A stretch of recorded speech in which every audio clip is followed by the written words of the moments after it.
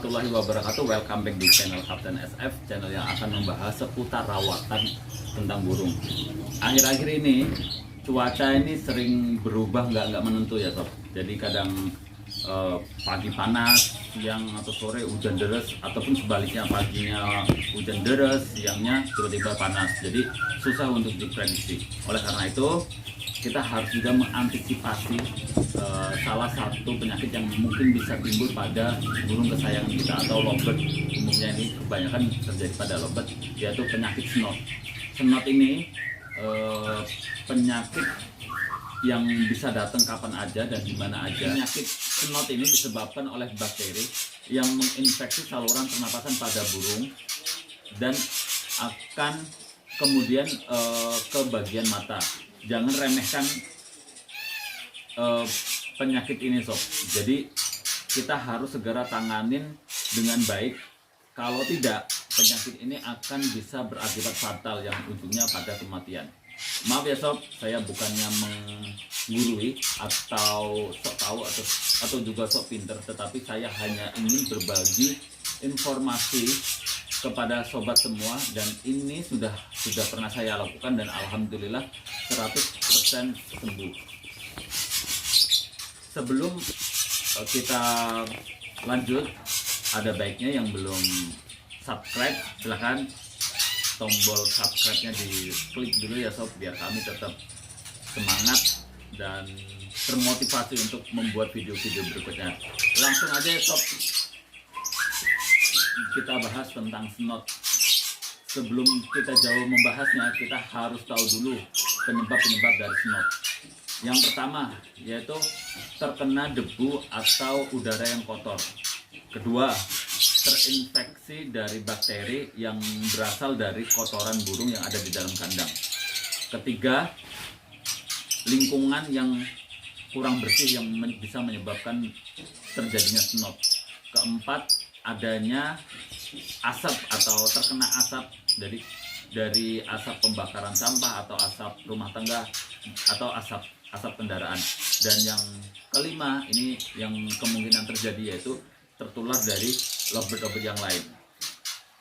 Snot ini sebelum parah banget itu pasti akan menimbulkan gejala-gejala. Nah, dengan adanya gejala-gejala ini kita harus lebih aware atau lebih care lagi terhadap momongan kita, sehingga kita cepat bertindak dan penyakit snot tidak menjadi parah. Gejala-gejala yang akan muncul yaitu antara lain mata pada burung itu akan berair dan kelihatan basah dan juga kelihatan merah.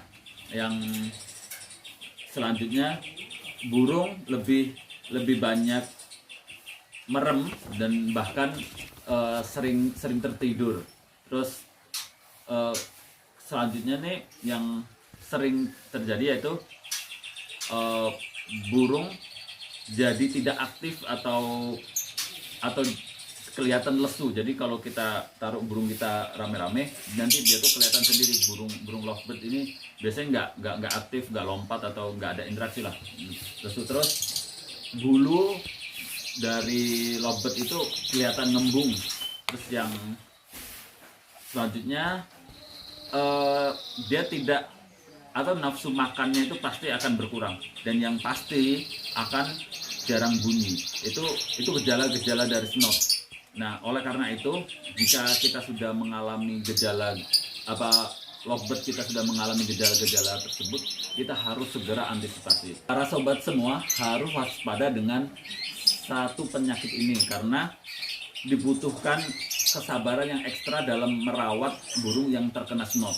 Apabila kita salah dalam penanganan snot ini, burung kita itu bisa menjadi parah snotnya sehingga matanya tertutup seperti kayak ada daging yang tumbuh di mata, dan bahkan bisa berakibat atau berujung pada kematian lovebird tersebut.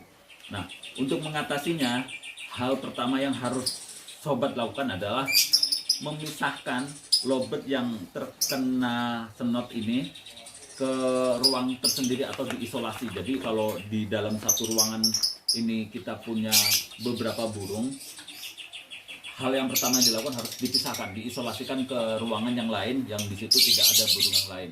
Terus yang kedua, tidak memandikan lovebird tersebut.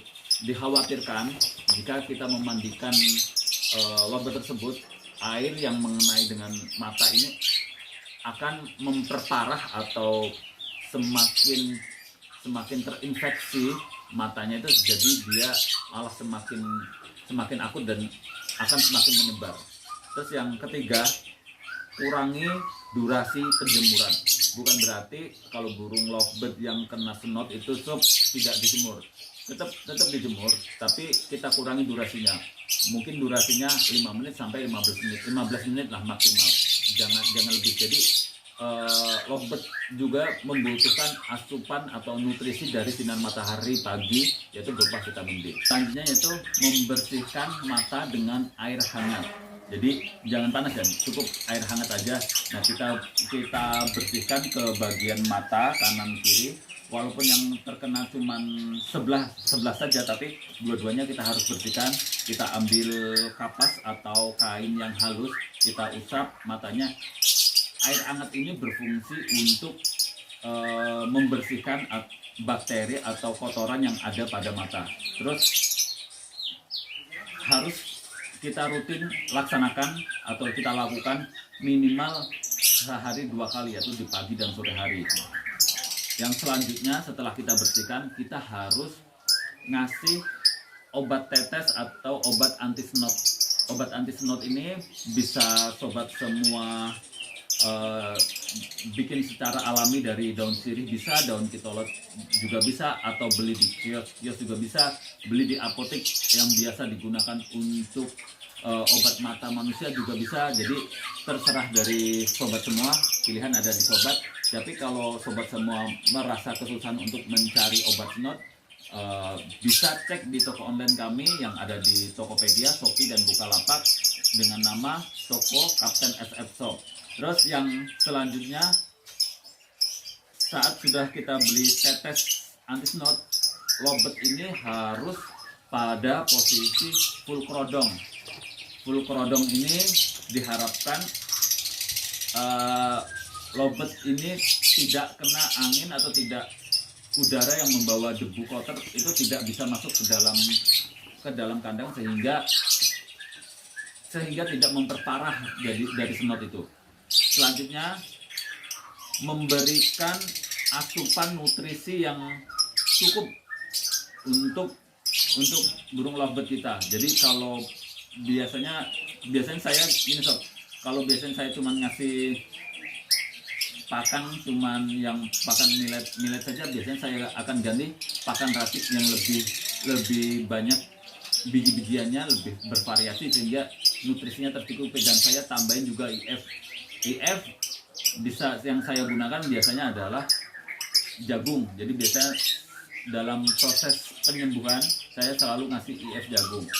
Selanjutnya kita harus menjaga kebersihan kandang.